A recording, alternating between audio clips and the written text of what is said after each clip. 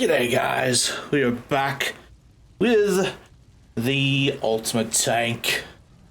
Now, this is just a slight alteration of my old tank video.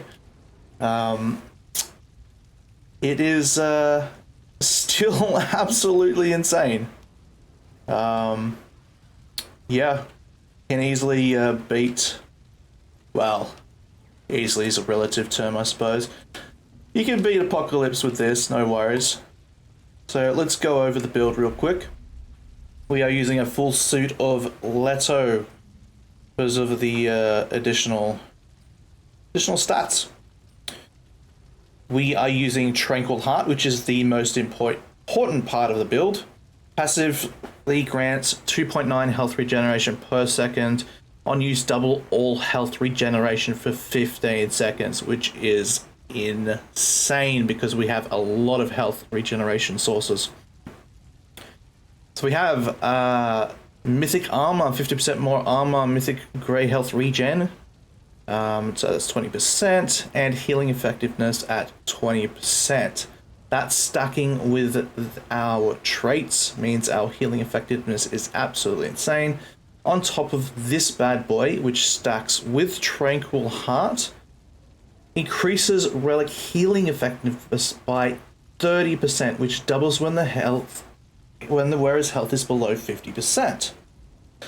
So, those keeping track there, we have a healing effectiveness of 50% at all times, and that increases to 80% when we are below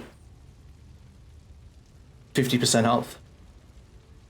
That's stacked with our traits of Regrowth and Triage, increases healing by 50% and adds additional regeneration. Now this regeneration says 1.5, but it's actually higher because of Triage. Going back to the character, we are using the Ring of the Omens. Evade costs 15% max health as grey health in stamina, so you'll always be able to evade no matter what.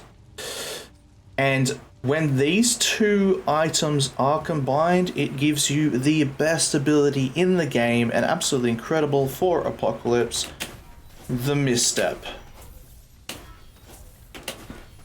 Absolutely incredible stuff. Moving down, we have the Dread font. This increases grey health regeneration by 2 per second.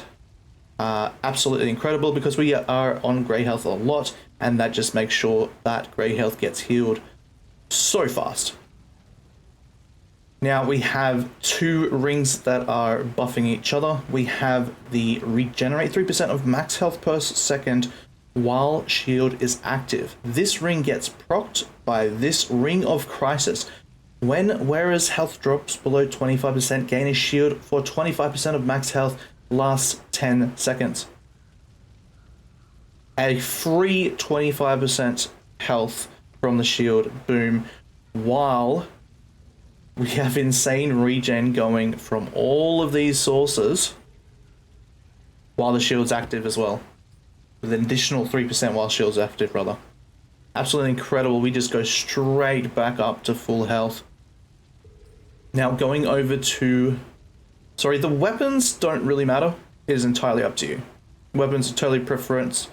I am using the Blackmore with the Hotshot and Twisted Runes because I like to stack debuffs or dots on the enemies. Makes things easier. I'm also running with World's Edge and Enigma.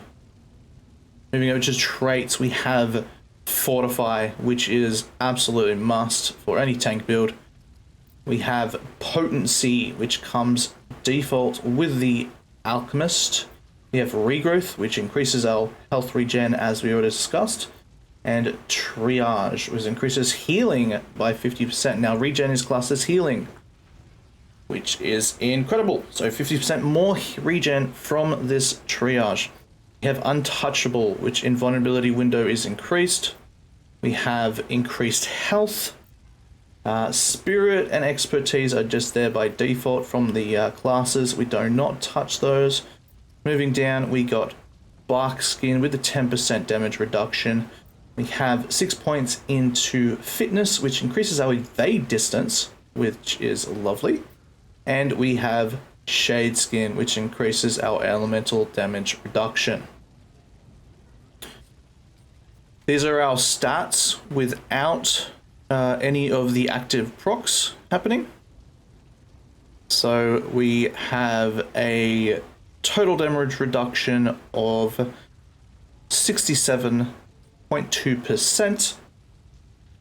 That obviously increases. Never mind, it does not increase. That's what it is. I'm thinking an older build. We do have the root water active. We are able to have 4 alchemy concoctions active at a time. So we have root water, bark extract, mud tooth's tonic, and dark cider. This combination makes us a hell of a lot more tanky and a lot more regen. Now, going back to the Dread Font ring, this is a swap outable. So this is one of the only rings or accessories in the set that you can swap out if you don't want it. Now, good alternative is the Amber Moonstone. When health drops below 35%, all incoming damage is reduced by 25%, and where it becomes immune to temporary status effects. Now, effectively, that does increase that to 72% total DR. I don't know how the math works out, but that's just how it is. So instead of gaming like flat 20, it does go up 5 additional percent. So I've actually decided to opt out of the 5% when it's happening to get additional healing. I think getting my health back up faster is more important, but that is entirely up to you. You could throw in a damage ring if you want, just to increase your damage.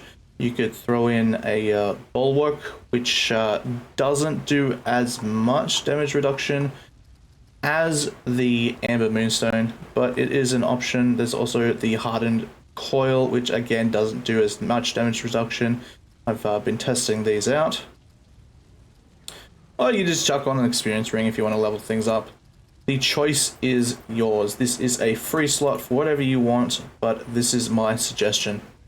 Moving over to the classes, obviously we have the Alchemist and the Medic going strong. We have the Alchemist as primary, so we can have those additional concoctions. We are going to be using the Stone Mist.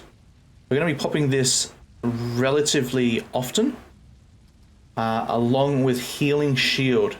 Now, if you remember, when we proc a shield, our healing goes up by 3 additional percent on top of all the other stats. So we can pop our own shield even before the 25% Ring of Crisis pops. So it's entirely up to you when you pop your own shield, but that crisis there will always pop at 25%. While shielded, regenerate 34% of the maximum health over the duration. Absolutely incredible, incredible combination here with the alchemy. These are the perks. Nothing too crazy. I do like the increased damage from the medic here and the alchemist. So we do get a flat 50% to all damage and crit chance, and 10% to crit chance. So they do get the same, pretty much the same perk, which is lovely. So we're not entirely a glass. We're not entirely a damage dealer, but we definitely do a lot of damage.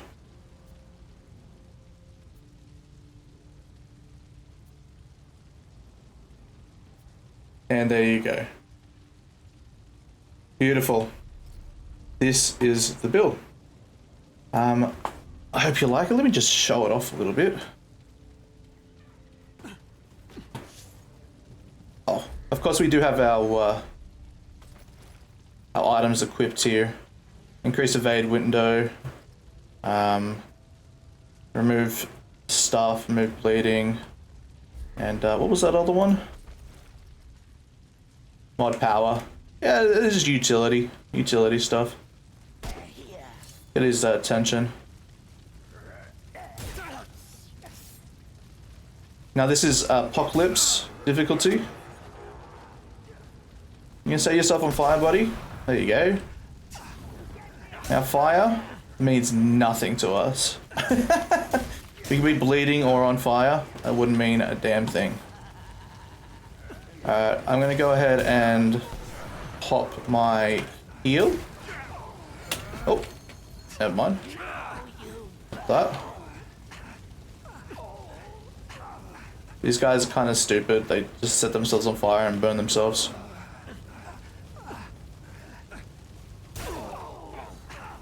So I'm gonna pop my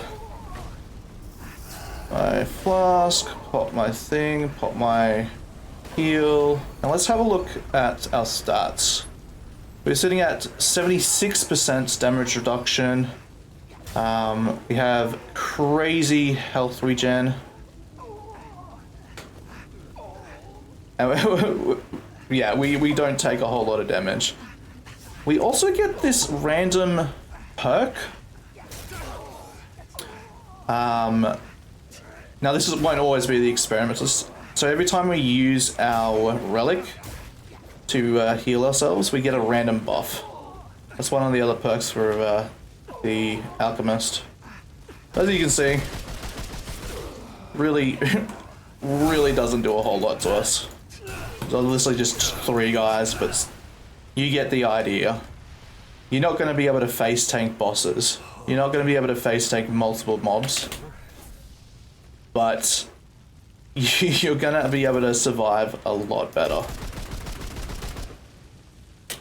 Well, that's it. I hope you enjoyed the video. Thank you so much for watching. I really appreciate your time.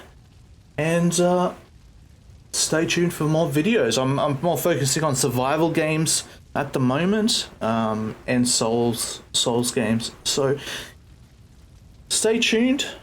Yeah. Okay, bye.